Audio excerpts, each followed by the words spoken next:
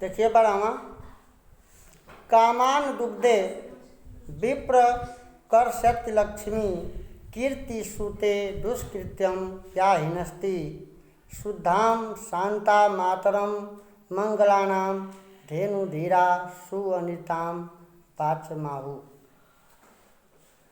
देखिए इसका अर्थ नीचे से बोलेंगे, धेनुधीरा सुनीता बाचमाहु, मतलब कि धेनु माने गाय, धीरा माने धैर्यवान लोग, सुनीता बाचमाहु माने सुंदर वचन, जिसको हम सुभाषितानी बोलते हैं। सुभाषितानी सुंदर वचन,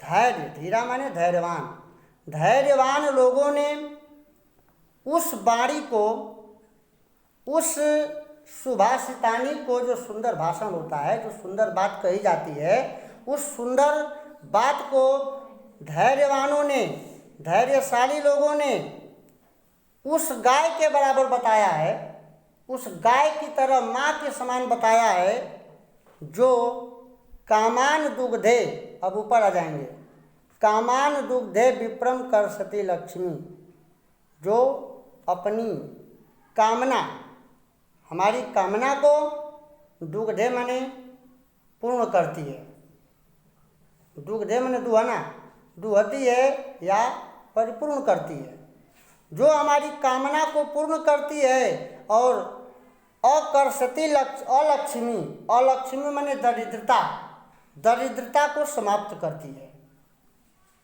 धैर्यवानों ने उस सुंदर वाणी को गाय के समान पूज्य बताया है, जो सबकी इच्छाओं को पूर्ण करती है और दरिद्रता को दूर करती है।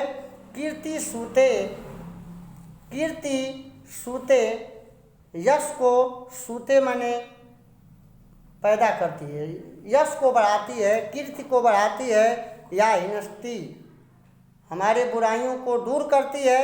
शुद्धाम शांताम मातरम मंगलानाम, शुद्ध शांत मंगलमय, शुद्ध शांत मंगलमय हृदय बनाती है, शुद्धता लाती है, शांति लाती है, मंगल बनाती है। ऐसे सुंदर वचन को धैर्यवानों ने गाय के समान पवित्र बताया है।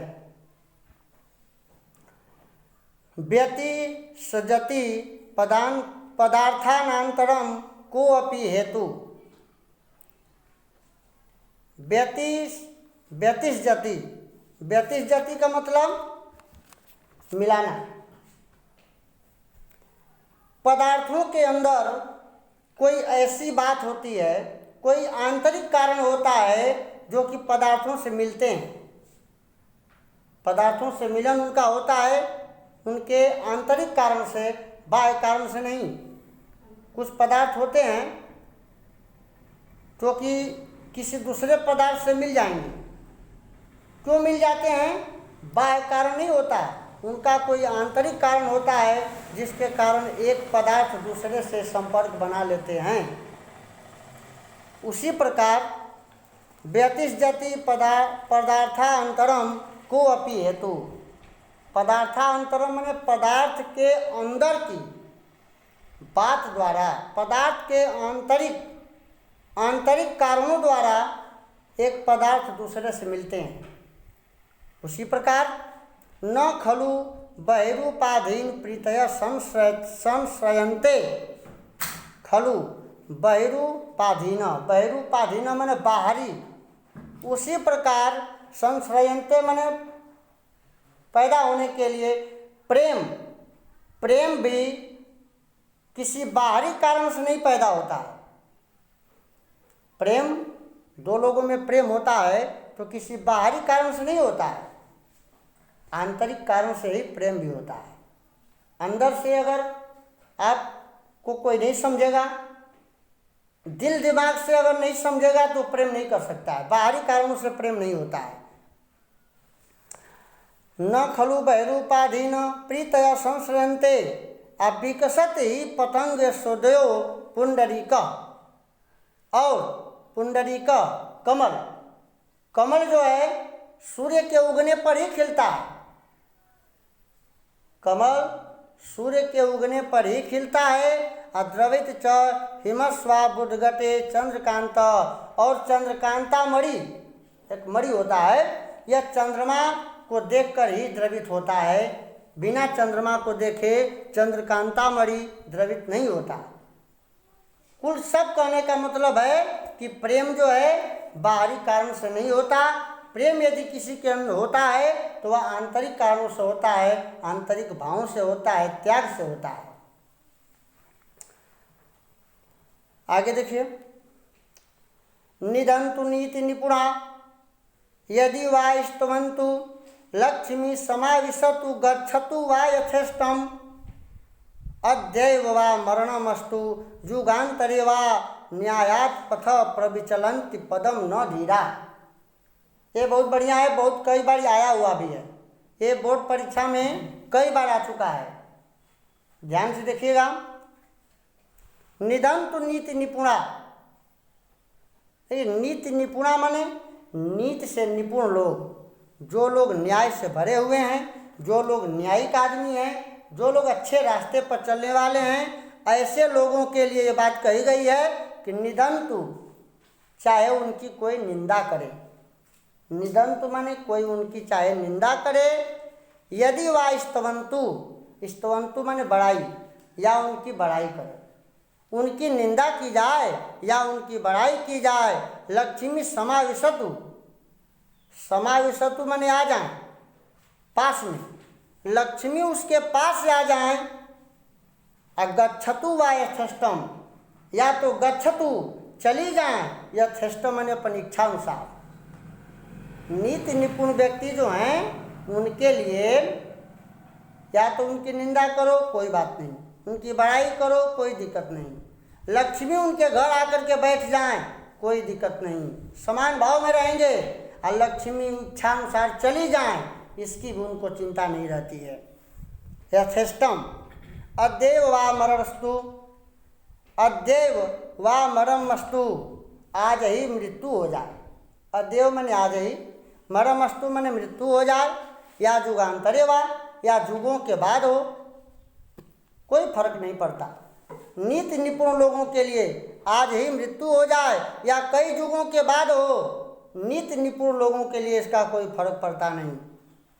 लेकिन यह न्यायात् पथ प्रविचलन्ति पदम न धीरा, लेकिन जो धैर्यवान होते हैं, जो नीतिवान होते हैं, जो सदाचारवान होते हैं, न्यायात माने न्याय के, पथम माने रास्ते से विचलित नहीं होते हैं। प्रविचलन्ति न धीरा, न्याय के रास्ते से ऐसे धैर्यवान लोग विचलित नहीं होते हैं। एक बार फिर देख लीजिए, बहुत इंपॉर्टेंट है।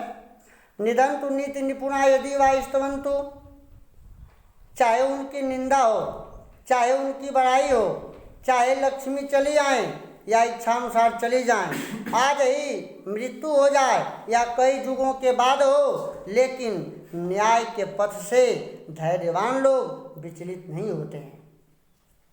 समझ में आ गया होगा। अंतिम है, ऋषयो राक्षसी माहु वाच मुन्म अदृप्यतयो सा योनि सर्ववैराणाम सा ही लोकस्य निरीति। ऋषयो माने ऋषि लोग, मुनि लोग, संत लोग, साधु लोग। राक्षसी माहु वाचम मुक्ति दुत्तो, मतलब कि वचन को,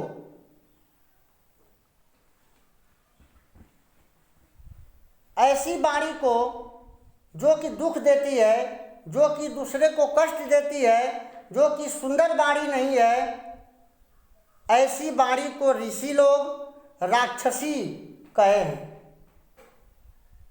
बुरी वाणी को, खराब वाणी को ऋषि लोग वाचमुन मत, मद, मत मतलब कि घमंड में लिप्त, बुराइयों में लिप्त वाणी को ऋषियों ने राक्षसी कहा है। क्यों? क्योंकि ऐसी वाणी सा माने वह योनि सर्व बैरिणाम, योनियों में, लोगों में सब प्रकार की बैरिणाम माने दुश्मनी का, आलोकस्य निरीति, निरीति माने विपत्ति का कारण बनती है। वह जो राक्षसी स्वभाव की वाणी है वह लोगों में दुश्मनी का कारण बनती है और विपत्ति का कारण बनती है। इसलिए ऐसी वाणी को ऋषियों ने राक्षसी कहा है।